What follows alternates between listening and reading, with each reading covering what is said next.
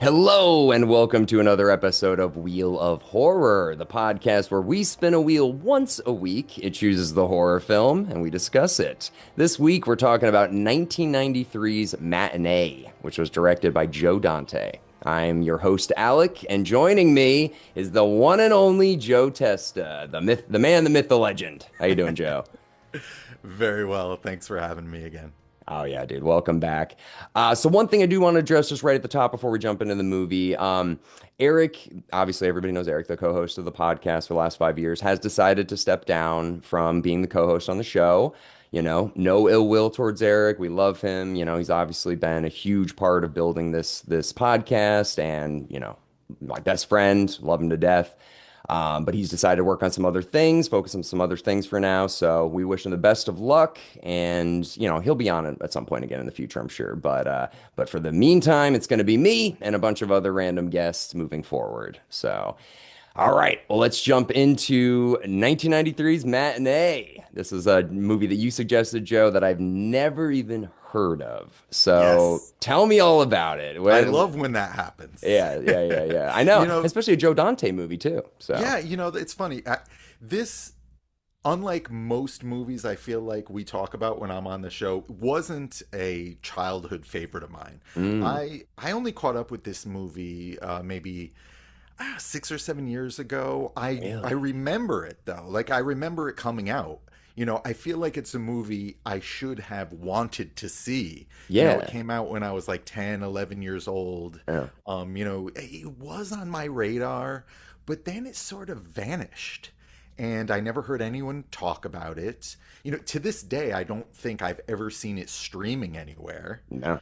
No. which is, it's terrible because I feel like probably of all the movies we've ever talked about, I feel like it has a lot of mainstream appeal. It's a comedy at the end of the day. No. Oh yeah. It's not a horror movie, although it's a love letter to horror movies, I'll Yeah. say.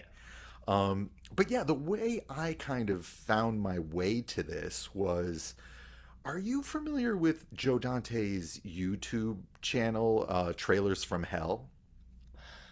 That sounds very familiar, but no, I did not know he was affiliated with that. So yeah, I'm pretty sure he's like the creator of it. Mm, He and all his director, filmmaker friends, all they do really is they talk over a movie trailer, like a mm, mini movie commentary. right. It's sort of like TikTok before TikTok. Mm, So I remember I discovered this years ago and couldn't get enough of Joe Dante's, commentaries because the guy is he's like he's incredibly knowledgeable, but he's like a less intense Scorsese, yes, that's such a good comparison. And they're both New York Italian guys Yeah, too, like same age too, roughly. exactly, Yeah. exactly. So just even if I hadn't heard of the movie, I watched what Joe Dante had to say about it, and I Yeah. was thinking, man, of course I know Joe, not personally, although I have a story. Let's go. Let's go. I know Joe Dante's movies. I grew up with the Yeah. Gremlins movies, love them. Mhm. The Howling was never a favorite, but of course I've seen it. The Burbs, I Yeah. mean, he's done some classic Small movies. soldiers. See, I haven't seen that. Oh, okay. We're doing that. We're Yeah. doing that, Joe. Okay. We're doing that. All right. Sorry. Okay, keep Yeah, going. no, it's fine.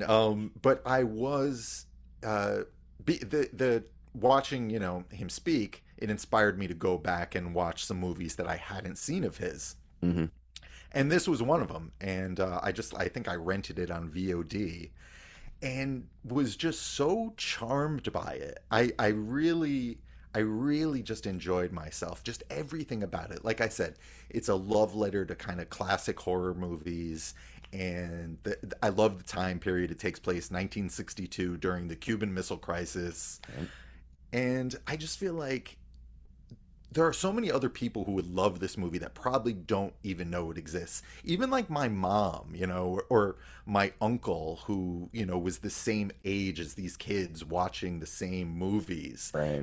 They would really appreciate this movie. And, it's become a movie that I revisit like every year now. Mm. And I actually saw it in theaters here in LA. Oh, great. It was right after we moved here, and you would have probably come if Jenna didn't say she wanted to go.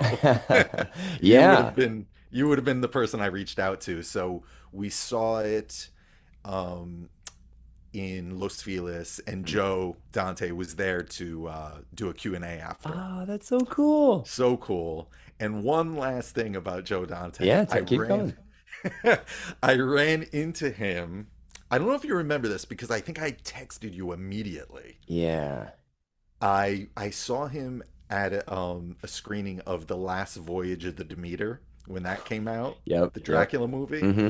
and I just kind of he has a very distinctive voice. I just kind of overheard him before the movie started.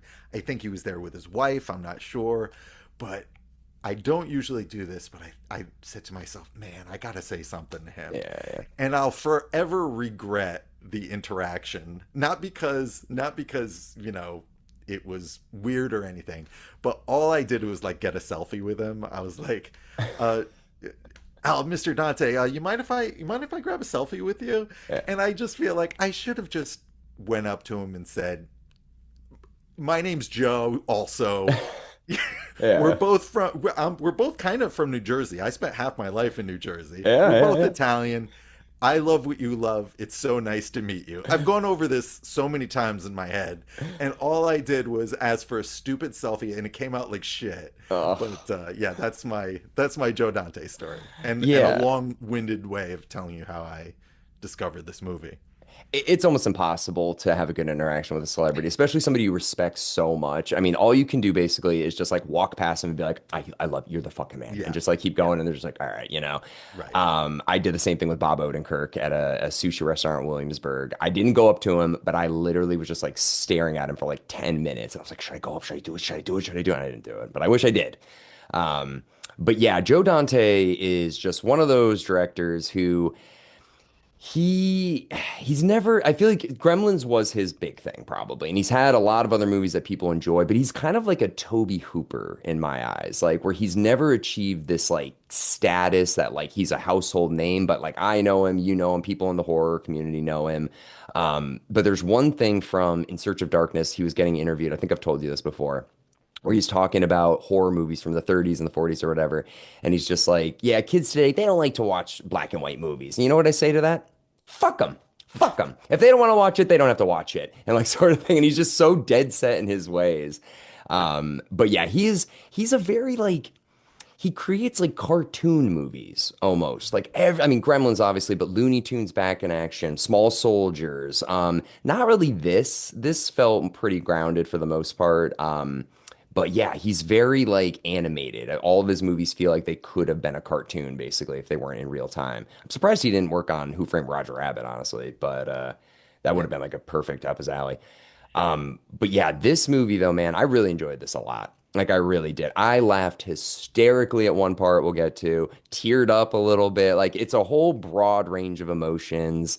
And you're right, it's not a horror movie, but it's all about a horror movie, you know? And so many nods to people. Alfred Hitchcock obviously is a huge inspiration, but all of those. What's the movie with the ants? Is it Them? The them. ones them, and that kind of reminded me of this like Mant and like Hmm. killer ants with radiation. I mean the 50-foot attack of the 50-foot man, like all that kind of stuff. Hmm. But yeah, dude, super happy you suggested this. But I am so shocked you didn't see this in theaters. I was like, I bet Joe grew up with this movie. That's what I thought you were gonna say. You'd think so, right? Because I mean, the next year was Ed Wood, Right. and I feel like these two, Ed Wood and Matinee, would make a great like double feature. You Especially know? like the new Bev. Yeah, Yeah, they should definitely do that. absolutely. Yeah. But I mean, Ed Wood, I was, Tim Burton was probably my favorite director on the planet at that point. Mm. So that was a little more on my radar. And I think I actually know for a fact because I watched an interview with Joe Dante and saw him speak. And Universal, who made this, they just kind of couldn't figure out how to sell it. And I Yeah, could kind of understand that. totally. It's not an easy movie to sell to any one particular group. It's like coming of age meets comedy, but it's about a horror movie. So it really is all over the place. And the plot's like, it kind of reminds me of like Dazed and Confused or American Graffiti, where you're just Yep. getting a glimpse into these people's lives. And there's not, I mean, the premiere of the movie is the big thing that's happening, but like a lot of other stuff is just going on and it doesn't really amount to much. But it's just like, hey, this is a glimpse into the week of these people's lives in 1962. And yeah, the air sirens from the bombs and all that stuff, like that was really interesting to get to see what that must have been like. And it just made me think about like, not like this is gonna sound bad, but like how naive were people back then to think like if a bomb drops and I just cover my head, like I'll be okay. And like clearly like they're laughing at it in this movie, but like Yeah. people believed that in the Hmm. 60s that that would protect them from a nuclear bomb. So it was just like a charming time. I don't know. Yeah. And Joe Dante's movies in general have they have they're very charming and fun, but they have an edge to them and they're very satirical. Oh And I yeah. think there's a lot of that in this movie. There's a lot of kind of taking shots at the time and just having fun. Like I love the teacher when he's talking about how all the servings of red meat you should be eating in the day. Right. It's just Yeah. like so funny. Exactly. That's another great example. He's like, you should have bacon for breakfast, a hamburger for lunch, and a steak for dinner. And I'm like, oh, so you want to die at 50? Okay, got it.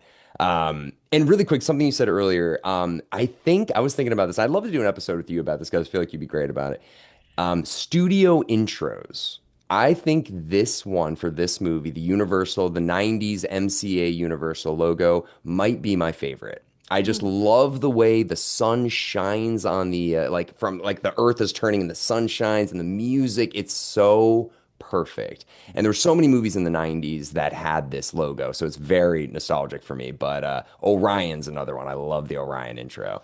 But we should do an episode on that, like best movie studio intros.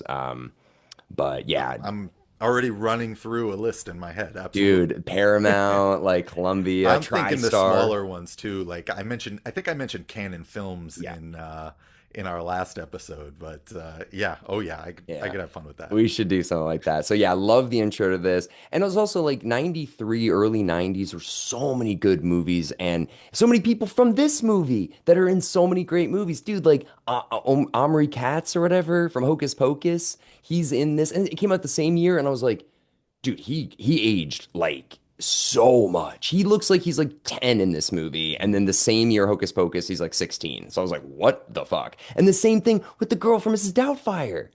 That's the older sister from Mrs. Doubtfire is Oh yes, yeah. So yep. it's like all of these early 90s movies and then obviously like I love the Flintstones live action movie because I was 4 when it came out and John Goodman's right it's coming right off of this into that. Jerry Goldsmith doing the music. I mean there's just like so much perfect little like 90s magic coming together. So I was so happy. So and Kathy Moriarty, she was in Casper, I think 2 years later. And after watching this movie, I was like, okay, she's not an actress. She's just Kathy Moriarty. She's never not just that person, like Raging Bull and this Raging and Bull, yeah, yeah, and Casper. I'm like, oh, she doesn't have a lot of range, but I like her. I like her. yeah. Um, but yeah, so great cast, like unbelievable cast. Love the music too. I mean, the score was incredible. I looked up Jerry Goldsmith and I was like, oh, okay, so he's literally like John Williams adjacent. Like he's done so much. I did not realize. And much like Spielberg and Williams are kind of like a package deal, Yep. Dante and Goldsmith, it's pretty much the same thing. I looked that up too, and I was like, oh, okay, so he did like all of his movies too. I like David Lynch and Angelo Badalamenti. I love it. I like Danny Elfman and Tim Burton. I love it when directors and composers like they connect. It's one of my favorite things.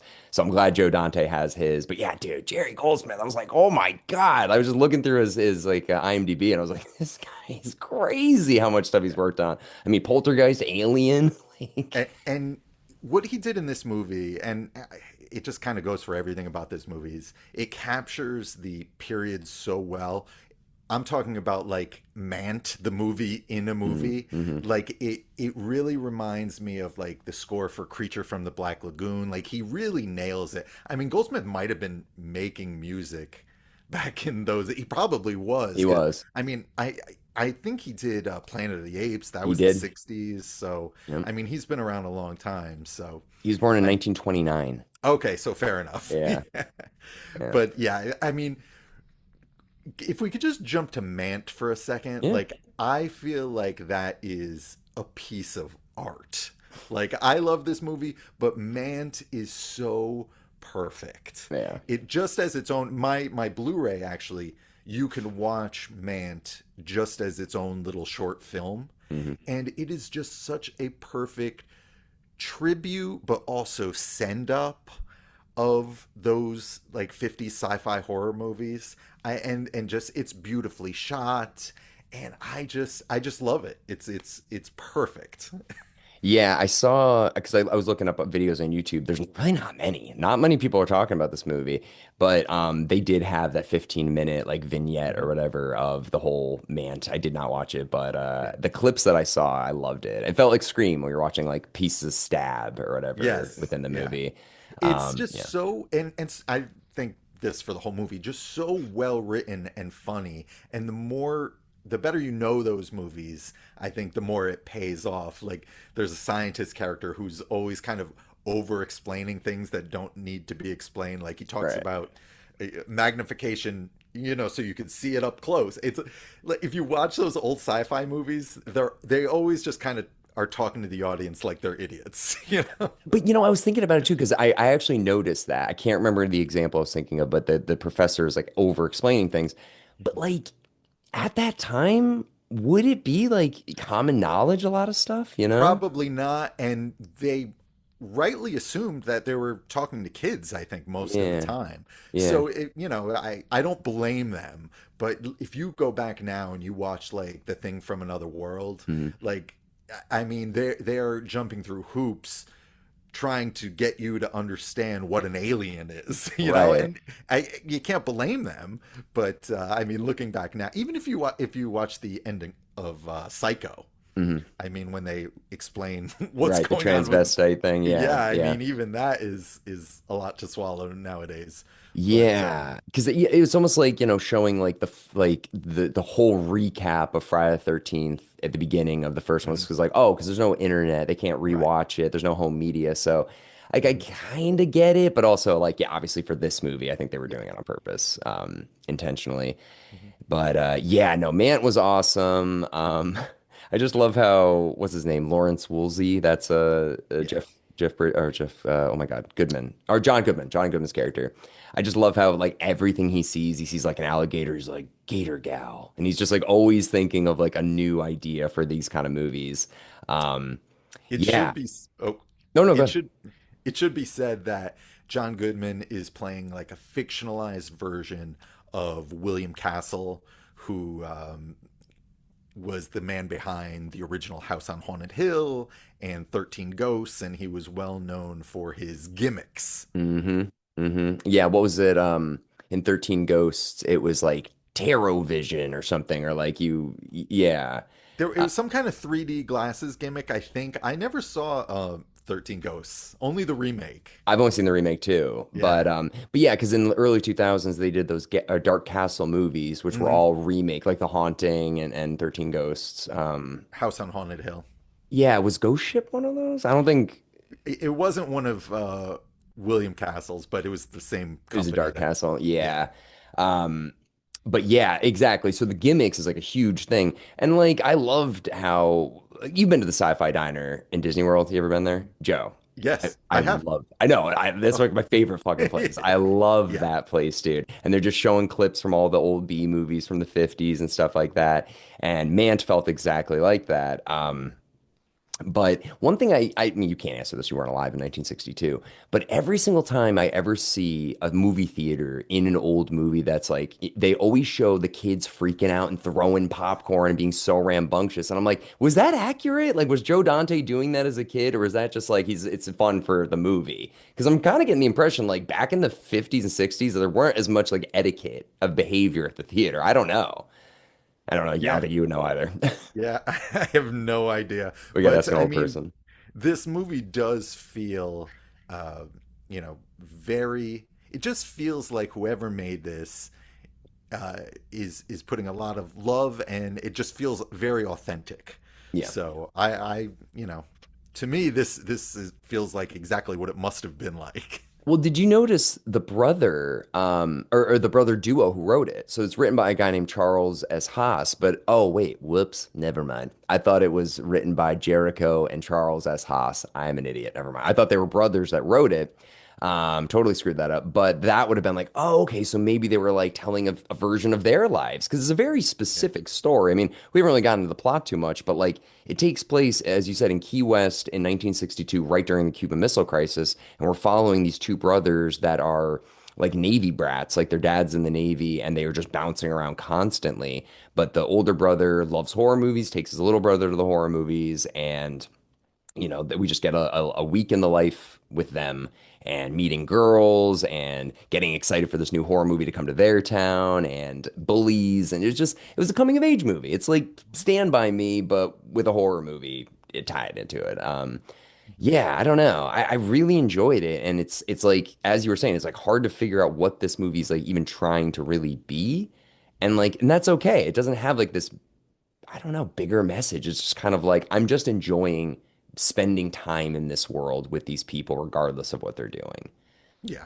If I'm going to try and find a message in the movie, I think, I mean, people always I'm sure, asked me over the years, what is the appeal of horror movies? And I mean, for these kids, it is this escape from this scary real world situation. In this movie, it's the Cuban Missile Crisis. And I think, for all of us, sometimes it's not horror movies, something not, it's something else. But I think, we all just kind of need an escape from from the real world, which can be pretty scary. And this is, a fun example of that. Yeah, it felt kind of precedent to, or similar to today. It's like, there's still, and they even kind of talk about that in the last bit of the movie. They're like, hey, you know what? These people all feel like a renewed sense of life because they survived this horrible thing. And I'm sure another one will come another day, but for now, these people have got like a new lease on life.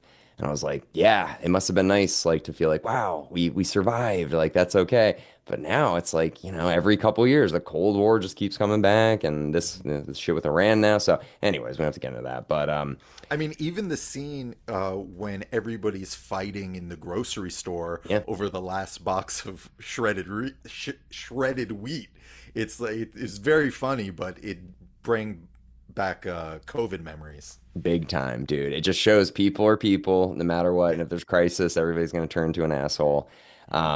Yeah, and then basically John Goodman's character, he's coming down to Florida because he wants to do this movie premiere away from Hollywood. He's like, I don't want them stealing my ideas. I've got this great idea. And it is really cool. It's an interactive movie where he's showing Mant, but there's like, buzzers under the seats, and there's, he has characters that come out into the audience, and I don't really remember anything else. I mean, the screen burning at the end was awesome. Oh, rumbles, like the whole theater shakes. And Yeah. like movie theaters are kind of doing that now. Like Hmm. they're desperate to get people in there, so they have like smell-o-vision and 4D experiences and stuff like that. So it's like, this is where we ended up Yeah, the eventually. movie plays a little loose with the time period, like the whole giant insect craze Those was 50s. earlier. Yeah. Yeah, yeah. I mean, I think them was 54. So they're playing a little loose with that. And, I think, TV was still a new thing then, and theaters were worried that people weren't going to come out. And so they came up with 3D. So it is very similar today, where the theatrical experience, people are very worried about that because of streaming. So you can make a lot of parallels. I mean, there are gimmicks not unlike this. I don't know if you've been to a 4DX screen. I haven't here in LA, but back in New York, I saw two movies like that, and I think I'm good forever with that. Yeah, I mean, the only thing I've ever done gimmicky is 3D, and like Hmm. I enjoyed Avatar in 3D. I'm like, okay, this makes sense. But I remember like my Bloody Valentine in 3D, I didn't really think was like, this didn't need this. But Avatar, I'm like, all right, it's a whole experience. Like I'm on board. But yeah, you're right. It is like it's a cyclical thing where it's like in the 60s, the Hays Code was in place. So you could, like couldn't do anything. You couldn't show nudity, you couldn't show blood, you couldn't swear, you couldn't have people in the same bedroom. Television's coming out. It's like, so they have to make these grandiose movies that are so expensive. And then the 70s comes in and you get this like wave of great new directors who are gritty and want to make these new things. The Hays Code gets removed. So now you can do brand new things in movies that you can never do before. And right now, exactly, we're experiencing like another version of that with streaming and like how do we get people into the theaters? And I don't know how the hell they're going to do it again. I mean, seriously, like they can't, as you said, like you saw a 4D thing and you're like, I don't want to do that anymore. So it's like the movies have to be great. And I think the Yeah. only thing they're going to be able to do to survive, honestly, is stop making these blockbuster movies. And instead of making one $300 million movie, make 10 or 30 $10 million movies and hope that a couple of them and make them original and give it to new directors and like see what happens. But Mhm.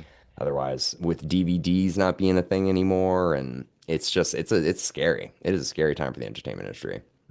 Yeah, absolutely. I don't know what the answer is, but moving and shaking seats, I don't think that's going to do it. Yeah. Um, Really quick, I actually do think the future of this will be you've seen the Creep Show TV series? Some of the episodes on your recommendation. The Justin Long one? Yes. I feel like if that happens, Hmm. that might, but you don't have to go to the theater for that. So that's, yeah, never mind. Yeah. But you get to live in the movie that you've already seen. So. Hmm. Anyways, so a little bit of the plot here. There is a lot that's going on, so we'll probably just kind of focus on like the major things, Yeah, I would there say. is. I feel like if I'm going to maybe, I don't want to say criticize, but there are a lot of characters in this movie and a lot going on for, what is, for the most part, a pretty, small, like you said, coming of age story. Yeah, yeah. I mean, it's like, yeah, there's these Navy brats, and there's a brother, and then the father's away, and then he's having trouble making friends at school, and then he's gonna get a girlfriend, and yeah, and I didn't know who was his best friend for half the movie. I'm like, was it the blonde kid or is it Omari Cat? I guess it's Omari Katz now. Okay.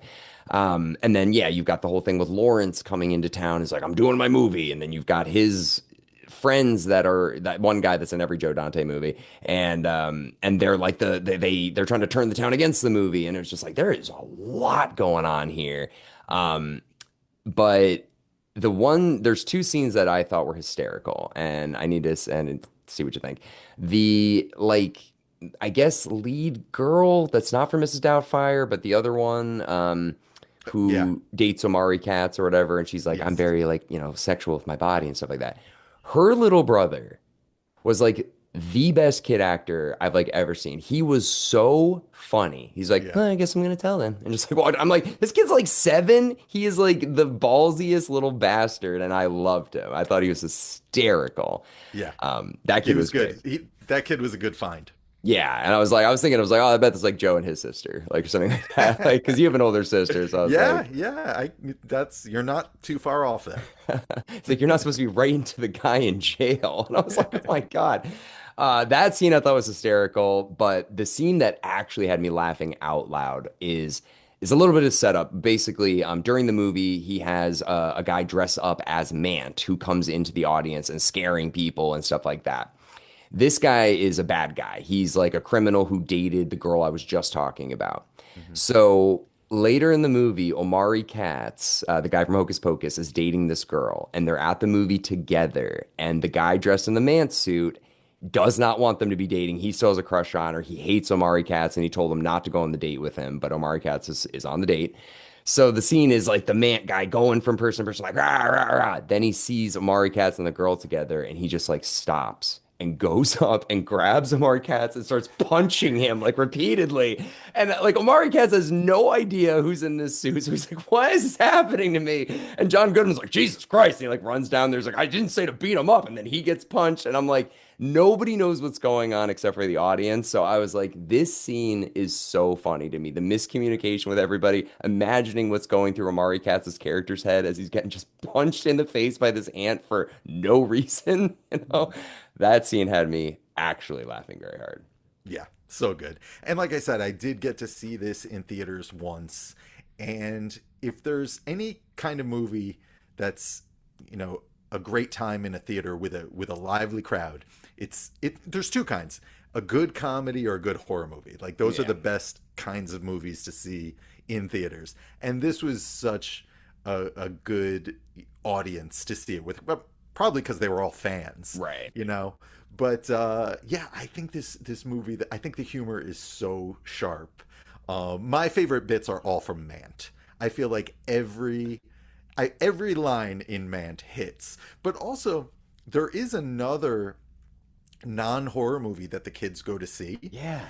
and it's interesting. Like I was actually talking to Jen about this the other day. We were talking about how like today, maybe almost like going what I was kind of criticizing old sci-fi movies for. They're so afraid audiences today aren't going to get it or understand something. They want to make things for like everybody, Yeah. and sometimes that can make something feel like for nobody, Hmm. you know? So like this movie, it they go to see what I assume is a send up of an old Disney movie. It's about a shopping cart that is like comes alive. Yeah, like And Herbie the look, Love Bug or something. exactly. So Yeah. like I know what that is, but I haven't seen it. Hmm. But I know that the people making this know. Yeah, yeah, Like I like even if I don't know something, I like when I'm watching something knowing the people who made it know exactly what they're talking about. I don't know if that makes any oh no, sense. it definitely does. Okay. Yeah, it definitely Okay. does. No, But 100%. yeah, I thought that was such a like cool little moment. And obviously, as much love seemed to have been put into that as the stuff I do appreciate, which is the monster movie stuff. Yeah, yeah, no, that was funny. It definitely it felt like I don't know, like a British Mary Poppins kind of like Yeah, comedy yeah. from the See, Mary 60s. Poppins would be my only point of reference, and it looked like visually, it looked like that. It's Like like if you told me Technicolor. Yeah. exactly, if Naomi Watts wasn't in that scene, I don't know if you noticed. Yeah, I did. I was like, "What?" Like she If must be she like wasn't, 20. yeah, if she wasn't in that, I probably would have assumed, oh, that's really something from the early 60s because they did such a beautiful job of recreating the look of movies from back then. I know. I know. I always wonder, like, I know it's so expensive and they can't really do it, but they could. But I would love to see a movie that's filmed on a camera from like 1970 with 1970s film stock. I know, I just want to Yeah. see it. I feel like Quentin Tarantino could do it, you know? Sure. Yeah, like less guys than I fingers I have on my hand Yeah. would be allowed to do something like that. Yeah. I was thinking while watching this movie. I think this while watching so many movies, but I shuddered to think what this movie would have looked like if it was made today. You know, if this was some Oh, streaming movie. ew. Because it does get big. It goes places you don't expect it to go. Like the climax is this whole kind of set piece where the theater is falling apart, the balcony is coming apart, there's a kid up there they need to rescue, like I mean, and all the stuff with the military, like it they spent a lot of money on this movie, and Yeah. unfortunately they didn't get it back. Yeah, let's talk about that really quick. I'll go over the budget because yeah, this yikes, yikes. So the budget was oh man, the budget was $14 million and it made 9.5. Yeah. That is catastrophic. Yeah, I mean, that we talk about how Joe Dante never kind of got to that next level. Yeah. I mean, when something like this happens, Well, it dude, makes it very you difficult. you know about Gremlins too. I mean, they Yeah. begged him, and he came back. And I looked that up last night too. That movie didn't make money either. So they Yeah. begged him to come back, gave him all of this freedom and budget, and it didn't do anything. So they're just like, shit. So I mean, then, yeah. God, Gremlins 2, I mean, is a very unique movie Oh, where, yeah. Joe had complete freedom to do whatever he wanted. And, I don't think a lot of people knew what to make of that at the time. It's become a cult classic now. Oh, But that's the thing with Joe, too. I call him Joe because, we're old pals. yeah. Yeah. Um, he he's not a studio yes man, like a lot of the horror filmmakers we talked about. You brought up Toby Hooper. We talk a lot about George Romero on the show. They don't want to play ball John with Carpenter, David yeah, Lynch, like all the guys I love and respect. yeah, Like even George absolutely. Lucas. Yeah, yeah, they aren't gonna play ball with the suits. I and Joe Dante fought some wars. I think he did a Looney Tunes movie that I haven't seen. Yeah, in 2003, Looney Tunes Back in Action with Brendan Fraser. Yeah. And I think that was kind of the movie that derailed That him. was, I think, his last movie. I, It, I think it was his last studio movie. He's mm, done some. I know he did a smaller movie when I was kind of rewatching or watching his movies for the first time.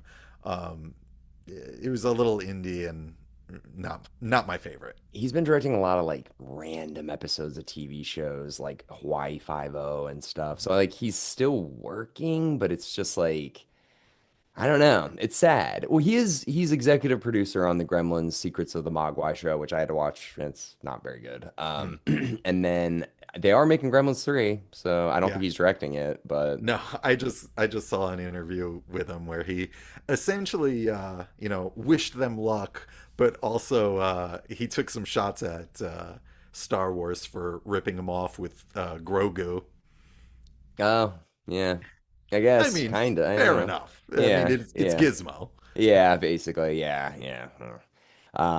Yeah, that is true. But but yeah, I don't know. The plot, I don't really feel like we should get into the weeds. I'm just like all the little details, but I did like the ending as you were saying, like with the big set piece and stuff like that. I really this came in like the last quarter, and I was like, where are they going with this? When the bomb, the fallout shelter, they open it up and all the kids go in there, and then the door starts to close. I was like, is this like the movie gonna end with them like getting locked in there? Because there's only like 10 minutes left. And I was like, this is kind of a big thing to introduce, like right at the end. But yeah, so the main lead guy who I've never seen anything before, and then the sister from Mrs. Doubtfire, they get locked into this bomb shelter, and they hear the rumbling, so they think the bomb is dropping, but it's just the speakers. Mhm. So they're like, we're like Adam and Eve. So immediately they're like, well, this get down to business then. So it's like you've been in there for 5 minutes, you don't even know what the hell's going on. And then John Goodman, I love how they're like, we got to get this thing open. These kids are going to die. They don't have any air in there. And John Goodman looks at it, he's like, I can get this open. And the guy's like, Mhm. no, they said it's unbreakable. He's like, I'm in the wrong business. I was like, Yeah. John Goodman, how the fuck are you getting that open? There's no, he's like, get me a nail and a couple and a hammer. And it was Yeah. like, no, but he gets him out. So everybody gets out free. Um, and yeah, you're right. Like the set piece was crazy, the destruction thing, the huge vault. But then you're right, they have like these huge helicopters all coming in at the end. And I was like, do they even need this? And like, yeah, I'm sure Joe Dante's like, this is super important that we Yeah. get this like aerial shot of all of these helicopters coming in. I was like, geez, it's not apocalypse now, man. This is just Mhm. like the beach. You don't even need this. But yeah, so they probably drained a lot of money there. But it ends on a nice note, you know? It's like John Goodman and Kathy Moriarty are going off to Chicago? Where do they say? Somewhere. They're like, we're going to another place Yeah. and we're gonna, do this again, Mhm. basically. And And Mari the Katz. Oh, and sorry. the Cuban Missile Crisis has, been averted. Nuclear war has been averted. Yeah. Yeah. So it ends on a positive note. I mean, Mhm. everybody loved the movie, so that's good news too. And yeah, I don't know. Like I thought it was a really good movie. I definitely think it's worth watching, even if you don't like horror movies, like that's not like the point of it. It's not scary. But it's a love letter, as you said. A Yeah. lot like Ed Wood. Um, and yeah, I don't know. I enjoyed it a lot. I'm really glad you told me about this one, man. Appreciate it. Mhm. But yeah, I don't know, any last minute thoughts on anything? Yeah, no, I feel like I don't come across either new movies or movies from the past, which I watch more of, that I watch them for the first time and they become like regular staples in my rotation. I Mhm. really don't feel like that happens too often, but it did happen with this movie, and I guess it's an obvious one. Like this movie is just, I, built for me to love. If you love movies, John Goodman has such a great little monologue about going to the movies, and it's just like I said. I've said it probably 100 times. It's a love letter to movies, and yeah, I wish more people knew about it. I thought. What is, I was wondering, is this a 20th Century Fox movie because maybe Disney bought it and they don't care about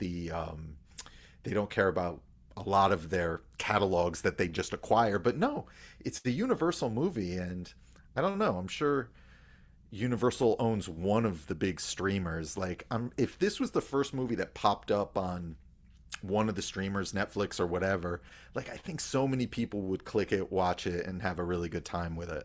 I think NBC Universal is Peacock, so it definitely Mm, could go on Peacock. And yeah. I just think that yeah, a lot of people they just look at like, oh, it was a box office failure, and fuck it, just Yeah. bury it, whatever. But yeah, it wasn't streaming anywhere. I rented it. But last thing I just want to bring up to you. Have you ever seen the movie Autofocus?